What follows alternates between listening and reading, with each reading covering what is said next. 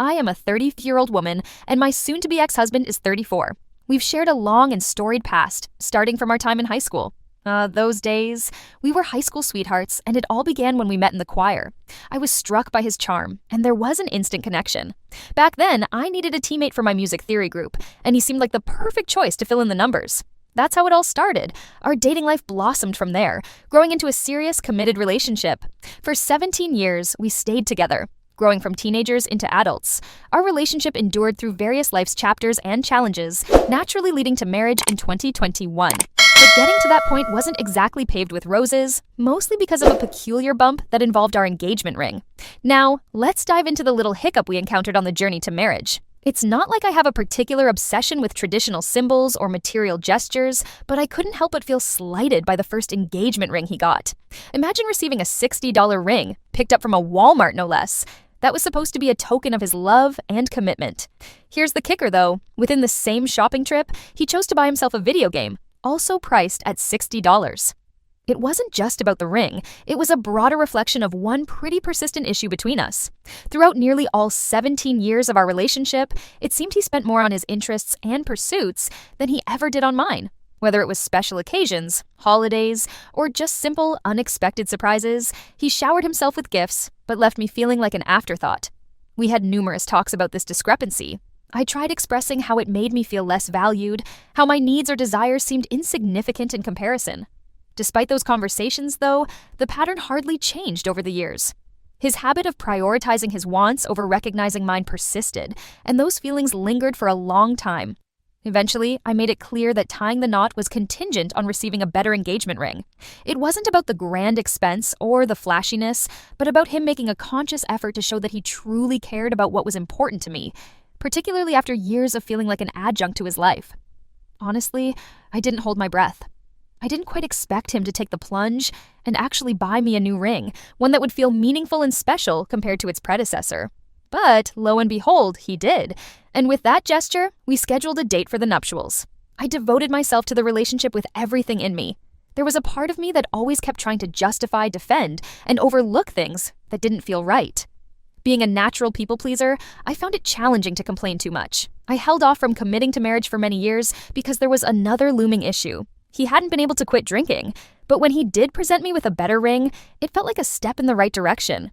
So our wedding day happened, and it was a magical event, a commitment steeped in years of memories and shared experiences. Yet, casting aside the significance of that day, the underlying issues still simmered beneath the surface. The gesture of solace and reconciliation that was symbolized through the ring didn't completely dissipate the recurring themes we struggled with. Despite my wholehearted commitment and efforts, the struggle to feel equally valued and prioritized lingered throughout our time together. Thus began the tale of a marriage that felt, at times, marred by a long-standing imbalance, a tale of giving so much more than I felt I ever received. Little did I know, that ring was just one of many markers on our journey, hinting at larger challenges that lay ahead. But back then, as high school sweethearts tethered even more tightly through the ritual of marriage, hope still lingered. I held on to the thought that love might conquer all, despite the unsettling signs. For all these years, I poured every ounce of myself into the relationship. But despite my unwavering dedication, there was a much bigger issue that cast a constant shadow over our lives together. You see, I had married an alcoholic, and that fact ultimately dictated the course of our relationship. In these early years, the occasional drink after a long day didn't seem like a problem. It appeared normal, almost harmless. But soon enough, those casual drinks started morphing into more complicated patterns. "I'm just having a beer with the guys," he'd say, justifying his ever-increasing consumption. Little by little, I began to realize that this wasn't just a phase or a simple social habit. It evolved into a full-blown addiction that sank its claws into every aspect of our living dynamic. I watched him stagger through the house after nights out, wondering each time if it was going to be different. Maybe he'd come home sober, ready to face life's challenges head-on with me, but that hope kept fading. Professional life unraveled for him first. His work history became a mirror reflecting his struggles, bouncing from job to job, never staying in one position for longer than a year. The cycle was exhausting to witness. Each new opportunity at work started with optimism. "This time it'll be better," he'd assure me. But inevitably, the cycle would kick in. It started innocuously enough, maybe a drink or two at lunch, but eventually it escalated until the inevitable write-up landed on his desk. I could see it coming before it even arrived. It felt like watching a slow-motion train wreck. Write-ups would turn into firings, and so went the cycle. When questioned, he always had reasons. Bad bosses, unsympathetic coworkers, or unrealistic expectations. Yet, I knew where the real issue lay. It wasn't about the environments he found himself in, nor the people who surrounded him. It was the bottle. Always the bottle. At home, sobriety seemed like a stranger. Rarely did he ever spend time with me without an intoxicated haze skewing the atmosphere. In many ways, I adjusted to living with two versions of him, the man I loved and the shadow cast by his drinking. I tried, desperately, to keep our lives on the up and up, as I often put it. I took on more shifts at work, bore the brunt of financial responsibilities, and did my best to maintain savings, all while hoping, just hoping, he'd wake up one day repenting the path he chose with alcohol. However, my hope was met with the harshness of reality as things took a dire turn. It was last August when the culmination of his drinking habits came crashing down upon us, quite literally. He was in a car accident after choosing to drive under the influence. Thankfully, miraculously, no one was harmed. But the crash marked a turning point. It was my final straw.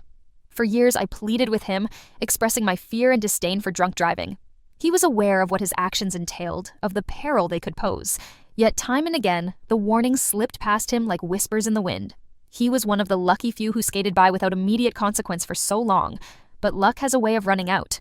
It did that August day. The next morning, his boss had reluctantly given him a reprieve. "One more slip-up and that's it," his employer had warned before a fateful Thursday. Despite the forewarning, my husband was let go after drinking again, forcing his boss to send him home in an Uber. It was a mercy that he chose Uber rather than allow him to drive. But that dismissive attitude didn't deter him. Instead of heeding the advice and seeking solace in recovery, he left as soon as he returned home, choosing to drive north, an hour-and-a-half drive, to indulge in more recklessness, which ultimately ended in disaster. After putting off calling me, it was only post-accident did he finally notify me that he needed help. Without any context of him being fired or knowing about his intended drive, I hurried to his side to commiserate over the accident, unaware of the truths unveiled later.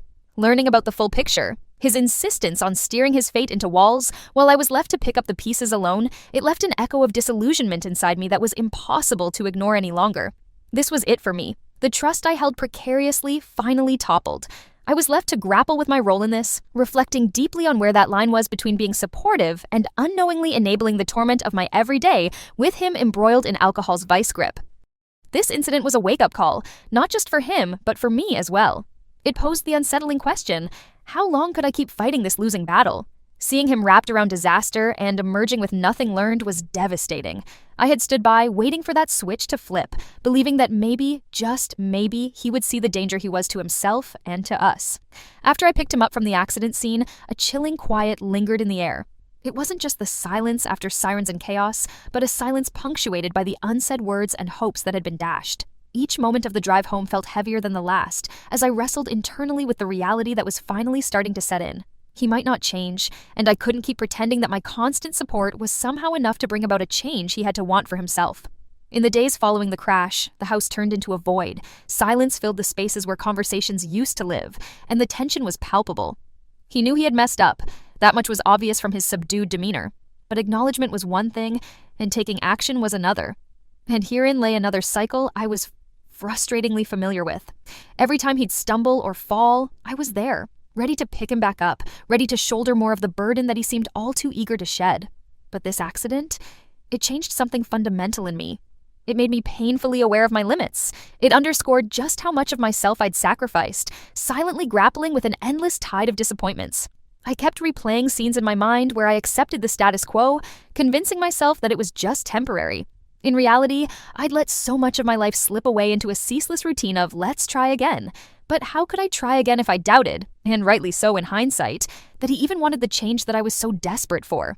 For years, I minimized my needs, pushing them aside with excuses that somehow, someday, things would stabilize. I clung to an ideal, a fantasy of what our life together could be, a version where the drink didn't dictate the days and nights. Confronting the possibilities of our future felt like standing at the precipice of a daunting decision. Could we ever really have that life, the one he'd promised countless times, or was I deluding myself, siphoning off hope instead of facing facts? His second brush with danger, post-accident, brought those existential musings into sharper focus. Reality didn't afford me the luxury to indulge in these what-ifs without consequence. By not staring down the truth sooner, I inadvertently became part of the loop, I had loved him fiercely and unconditionally, but responsible love sometimes means saving yourself when you've exhausted every means of saving someone else. That's when I realized I had to push back against the tide, to not let myself drown in despair, or take responsibility for his choices, actions, and the repercussions thereof. Seeing his recklessness despite knowing full well the dangers screamed volumes about his deeper struggles, ones that I couldn't fix no matter how valiantly I tried. It wasn't just his life teetering at the brink. It was mine too. That sobering truth finally hit me, one I acknowledged fully too late. But better late than never, isn't that how the adage goes? As those heavy days turned, marked by stark silence and reflection, I knew in my bones that this was my defining moment, the moment where I chose to protect myself, to acknowledge his journey was diverging irrevocably from the one I imagined for us. And so I prepared myself silently, resolutely, knowing the hardest part was yet to come. I remained tangled in the dilemma of what could be versus what is, but something became abundantly clear to me. If he wasn't going to change, I had to. Change was inevitable for me to reclaim my life from the shadows of addiction that had loomed for far too long. This was our last goodbye, the hardest one yet, but after years of being overshadowed by the bottle, it was more of a new beginning than an end for both of us. For me, especially. During our time apart, he found refuge with a boss who had always turned a blind eye to his drinking habits. This person, instead of holding him accountable, seemed to foster an environment that allowed my husband to continue on this destructive path without much resistance. It wasn't long before I received news that he had been admitted to the hospital. His habitual drinking had finally culminated in a catastrophic health crisis. He had experienced a seizure due to alcohol consumption, and as if that wasn't enough, one of his lungs had collapsed. The news was harrowing, yet part of me hoped this would finally be the alarm bell that woke him up to the reality of his precarious life choices. The hospital visit was somber, a haunting manifestation of all the fears I had harbored over the years. Watching him lie there, I was overwhelmed by a torrent of emotions. Worry for his health, anger for his recklessness, sadness for our crumbling relationship, and an inescapable sense of responsibility that perhaps I shouldn't have to shoulder. But amidst that chaos of feelings, there was a flicker of hope too, the hope that maybe, just maybe, this was the edge of the cliff that would stop him from going any further. When he was stable enough to talk, we began the conversation about a potential second chance.